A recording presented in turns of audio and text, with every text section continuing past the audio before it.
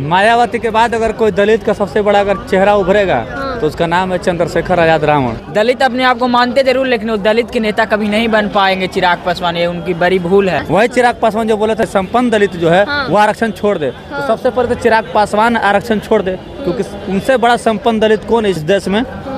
बाप आपके मंत्री, चाचा मंत्री, आप भी अब मंत्री बन गए, सांसद रहे कई साल तक, अरबों खरबों की संपत्ति है आपके पास।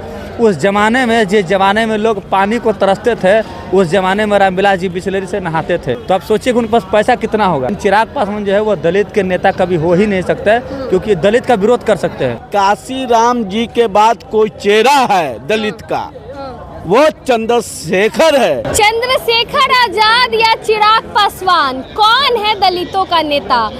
अक्सर सब लोग कहते हैं कि हम हैं दलितों के नेता, वो कहते हैं हम हैं दलितों के नेता, लेकिन ऐसे में हम जनता के बीच और जनता से जानेंगे चंद्रशेखर आजाद या चिराग पासवान कौन दलितों की हक की बात करते हैं और असली दलितों का नेता कौन है। क्या नाम हुआ? मेरा नाम साधना पासवान हुआ। क्या लगता है दलितों के नेता कौन है, चंद्रशेखर आजाद या चिराग पासवान?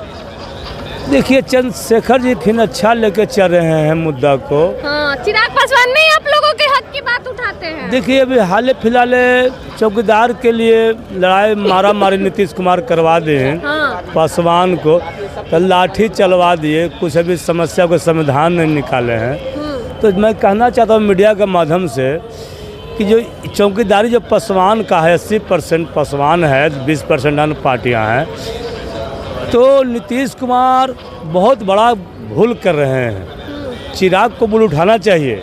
चिराग लेकिन इस मुद्दे पे कुछ नहीं बोल रहे हैं। बोलेंगे, बोलबे करेंगे ना, कैसे बोलेंगे? पासवान नहीं है, उनका असर खून नहीं है। लोग पे लाठी चली, कहाँ मुंह से एक आवाज नहीं बोलेंगे, समय आने दीजिए। कब सब लाठी पे लाठी गिर जाएगा पासवान जी के, तब वो पासवान जी बोलेंगे। हाँ, पहले तो अभी चौकीदार के था, पिटवाए ना बढ़िया से, और बाद ही समय ले रहे हैं। आपका समय लीजिएगा, ये पासवान जी के सपोर्ट में है। चिराग आगे आना चाहिए था, स्टैंड लेना चाहिए। अब मीडिया में मैं कहना चाहता हूँ कि चिराग को आगे आके रोकना चाहिए कि चौकीदारी जो पासवान का है उससे होना चाहिए, ये नहीं कि सरगर्दी करना चाहिए। दलितों का नेता तो वो होता है कि जो दलितों की आवाज के लिए आगे रहे, तो पीछे है, कुछ बोल नहीं रहे हैं। नहीं, अब थोड़ा इनको में कुछ कमियां हैं, लेकिन बोलना चाहिए चिराग को। तो बोलेंगे, मेरे मीडिया माध्यम से आना चाहिए और दलितों को समस्या को समाधान करना चाहिए मेरे नज़रिए से। मैडम, मालूम होना चाहिए इनको, चाचा को हमारे, कि ये लोग सत्ता सुख भोगी हैं। पासवान जी लोग 2014 में मोदी जी का सरकार बना तो उसमें पासवान जी थे मंत्री। 2019 में सरकार बनता है, 6 सीट लेके आते हैं, तो उसमें पारस जी मंत्री बन जाते हैं। और 2024 में 5 सीट लेके आते हैं बिहार से, तो उसमें चिराग पासवान मंत्री हो जाते हैं। और तीनों का विभाग एक ही होता है। ये लोग का मानसिकता है सिर्फ जात के नाम पर सत्ता सुख भोगना।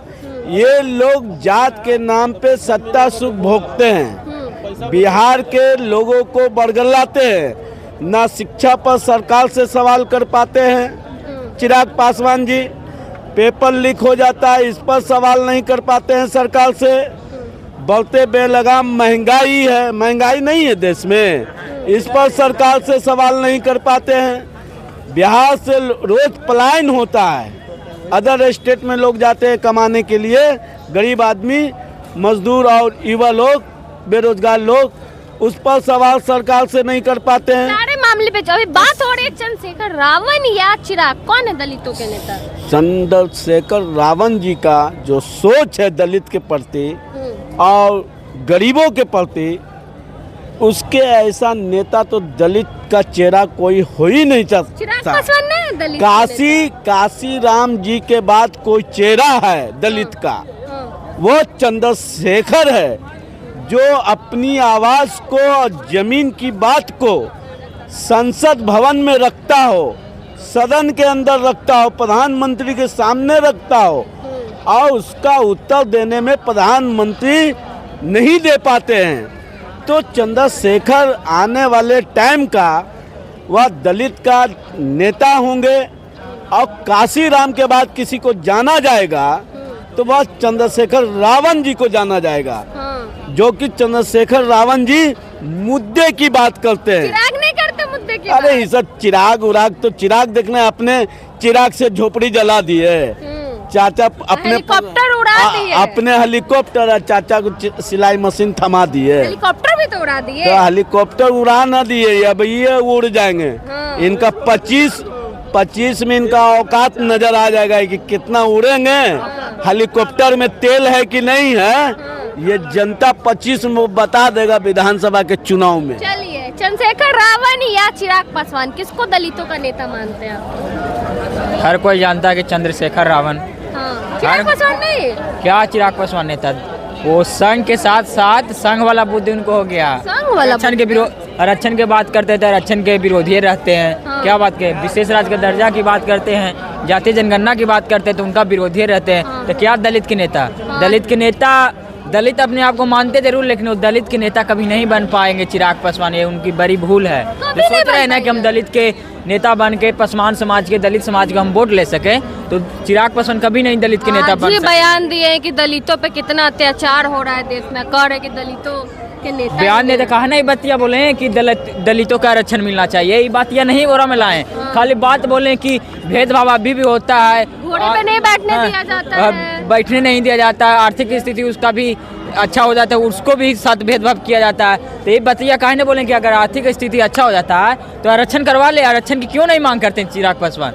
आरक्षण उनको नहीं, अगर चिराग पासवान वो नहीं चाहते हैं कि मतलब दलित समाज कुर्सी पर बैठे, अगर आरक्षण बात करते, दलित के लिए सोचते तो आरक्षण की बात करते ना चिराग पासवान। तो उनको तो सबसे बड़ा तो दलित विरोधी चिराग पासवान है। वो अभी भी नहीं चाह रहे हैं कि कुर्सी पर बैठे, घोड़ी पर बैठे।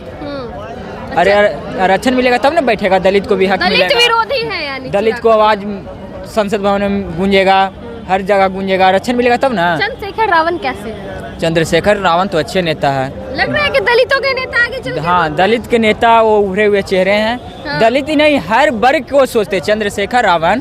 चाहे अल्पसंख्यक हो या दलित हो, हर उत्तर प्रदेश में कोई भी परेशानी होता है चंद्रशेखर रावण हाजिर रहते हैं। जैसे है चिराग पासवान, मायावती के बाद दूसरा चेहरा होगा चंद्रशेखर रावण। और बहुत बड़े नेता, बहुत बड़े। चिराग याद है, चंद्रशेखर रावण। मायावती के बाद अगर कोई दलित का सबसे बड़ा अगर चेहरा उभरेगा तो उसका नाम है चंद्रशेखर आजाद रावण। क्यों? वही क्यों? क्योंकि वो सबका सुनते हैं, सबका काम करते हैं। अभी आप देखे होंगे संसद भवन में लगातार वो आवाज उठा रहे हैं, दलित, पिछड़ा, अति पिछड़ों की आवाज बनकर के वो उभर रहे हैं। चिराग को भी मौका मिला सदन में जाने का। चिराग पासवान को मौका मिला है तो चिराग पासवान कोई नया सदन में थोड़ी गए हैं। 2014 से वो जा रहे हैं और तीसरी बार वो सदन में गए हैं। तो कुछ बोले, तो उनको क्या भी मौका मिला बोलने का। वही किस चिराग पासवान की बात कर रही है? फिर रामविलास पासवान जी के बेटे की ना? वही चिराग पासवान जो बोले थे संपन्न दलित है, संपन्न दलित जो है वो आरक्षण छोड़ दे। तो सबसे पहले तो चिराग पासवान आरक्षण छोड़ दे, क्योंकि उनसे बड़ा संपन्न दलित कौन है इस देश में? बाप आपके मंत्री, चाचा मंत्री, आप भी अब मंत्री बन गए, सांसद रहे कई साल तक, अरबों खरबों की संपत्ति है आपके पास। उस जमाने में, जिस जमाने में लोग पानी को तरसते थे, उस जमाने में रामविलास जी बिस्लेरी से नहाते थे। शायद आप लोग को याद नहीं हो तो याद कर लीजिए और पता कर लीजिए, गूगल मार लीजिएगा।